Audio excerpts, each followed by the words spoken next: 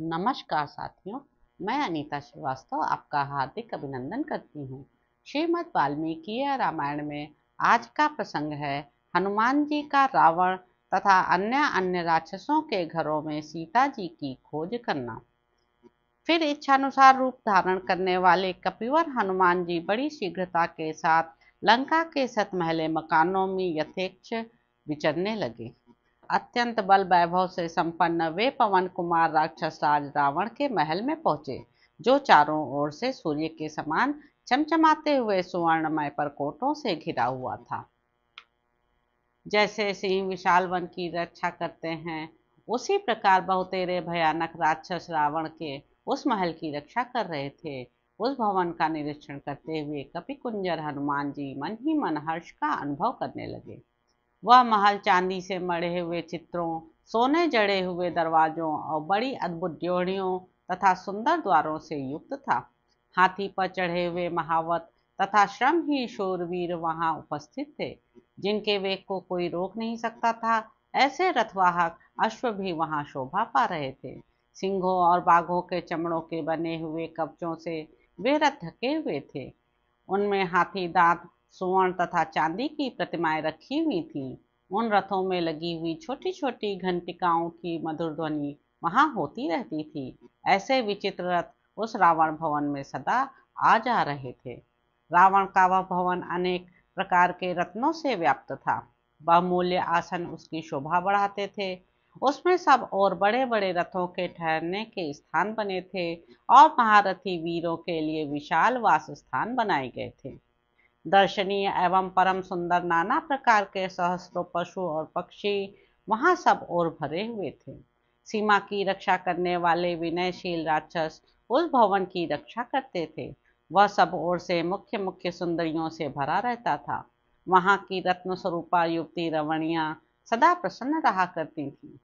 सुंदर आभूषणों की झंकारों से झंकृत राक्षस राज का वह महल समुद्र के कलकल नाद की भांति मुखरित रहता था।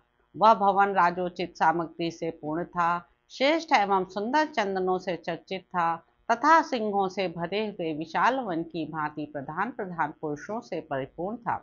वहां भेरी और मृदंग की ध्वनि सब ओर फैली हुई थी। वहां शंख की ध्वनि गूंज रही थी। उसकी नित्य पूजा एवं सजावट होती थी। पर्वों के दिन वहां होम किया जाता था। राक्षस लोग सदा ही उस राजभवन की पूजा करते थे। वह समुद्र के समान गंभीर और उसी के समान कोलाहलपूर्ण था। महामना रावण का वह विशाल भवन महान रत्नमय अलंकारों से अलंकृत था।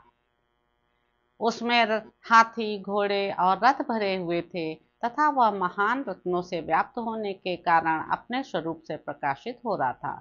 महाकपि हनुमान ने उसे देखा। देखकर कपिवर हनुमान ने उस भवन को लंका का आभूषण ही माना। तदंतर वे उस रावण भवन के आसपास ही विचरने लगे। इस प्रकार वे एक घर से दूसरे घर में जाकर राक्षसों के बगीचों के सभी स्थानों को देखते हुए बिना किसी भय से अट्टालिकाओं पर विचरण करने लगे। महान वेगशाली और पराक्रमी वीर हनुमान वहां से कूदकर प्रहस्त के घर में उतर गए। फिर वहां से उछले और महापार्श्व के महल में पहुंच गए। तदंतर वे महाकपि हनुमान मेघ के समान प्रतीत होने वाले कुंभकर्ण के भवन में और वहां से विभीषण के महल में कूद गए। इसी तरह क्रमशः वे महोदर, विरूपाक्ष, विद्युत जिह्व और विद्युत माली के घर में गए। इसके बाद महान वेगशाली महाकपि हनुमान ने फिर छलांग मारी और वे वज्रदंष्ट, शुक और बुद्धिमान सारण के घरों में जा पहुंचे। इसके बाद वे वानर यूथपति कपिश्रेष्ठ इंद्रजित के घर में गए और वहां से जम्बुमाली तथा सुमाली के घर में पहुंच गए। तदंतर वे महाकपि उछलते कूदते हुए रश्मि केतु, सूर्य, शत्रु और वज्रकाय के महलों में जा पहुंचे। फिर क्रमशः वे कपिवर पवन कुमार धूमाक्ष, संपाति, विद्युत रूप, भीम, घन, विघन, शुकनाभ, चक्र, शठ, कपट, हर्षकर्ण, दृष्ट, लोमश, युद्धोन्मत्त, मत्त, ध्वजप्रिय, विद्युतजिह्व, द्विजिह्व, हस्तिमुख, कराल, पिशाच और शोणिताक्ष आदि के महलों में गए। इस प्रकार क्रमशः कूदते फांदते हुए महायशस्वी पवन पुत्र हनुमान उन उन बहुमूल्य भवनों में पधारे। वहां उन महाकपि ने उन समृद्धशाली राक्षसों की समृद्धि देखी। तत्पश्चात बल वैभव से संपन्न हनुमान उन सब भवनों को लांघ कर पुनः राक्षस राज रावण के महल पर आ गए। वहां विचरते हुए उन वानर शिरोमणि कपिश्रेष्ठ ने रावण के निकट सोने वाली राक्षसियों को देखा, जिनकी आंखें बड़ी विकराल थीं। साथ ही उन्होंने उस राक्षस राज के भवन में राक्षसियों के बहुत से समुदाय देखे, जिनके हाथों में शूल, मुदगर, शक्ति और तोमर आदि अस्त्र शस्त्र विद्यमान थे। उनके सिवा वहां बहुत से विशालकाय राक्षस भी दिखाई दिए, जो नाना प्रकार के हथियारों से लैस थे। इतना ही नहीं, वहां लाल और सफेद रंग के बहुत से अत्यंत वेगशाली घोड़े भी बंधे हुए थे। साथ ही अच्छी जाति के रूपवान हाथी भी थे, जो शत्रु सेना के हाथियों को मार भगाने वाले थे। वे सब के सब गज शिक्षा में सुशिक्षित, युद्ध में ऐरावत के समान पराक्रमी तथा शत्रु सेनाओं का संहार करने में समर्थ थे। ये बरसते हुए मेघों और झरने बहाते हुए पर्वतों के समान मद की धारा बहा रहे थे। उनकी गर्जना मेघ गर्जना के समान जान पड़ती थी। वे सम्रांगण में शत्रुओं के लिए दुर्जय थे। हनुमान जी ने रावण के भवन में उन सबको देखा। राक्षस राज रावण के उस महल में उन्होंने सहस्त्रों ऐसी सेनाएं देखी, जो जाम्बूनद के आभूषणों से विभूषित थी। उनके सारे अंग सोने के गहनों से ढके हुए थे तथा वे प्रातःकाल के सूर्य की भांति उद्दीप्त हो रही थीं। पवन पुत्र हनुमान जी ने राक्षस राज रावण के उस भवन में अनेक प्रकार की पालकियां, विचित्र लतागृह, चित्रशालाएं, क्रीड़ा भवन, काष्ठमय क्रीड़ा पर्वत, रमणीय विलास गृह और दिन में उपयोग में आने वाले विलास भवन भी देखे। उन्होंने वह महल मंदराचल के समान ऊंचा, क्रीड़ा मयूरों के रहने के स्थानों से युक्त, ध्वजाओं से व्याप्त, अनंत रत्नों का भंडार और सब ओर से निधियों से भरा हुआ देखा।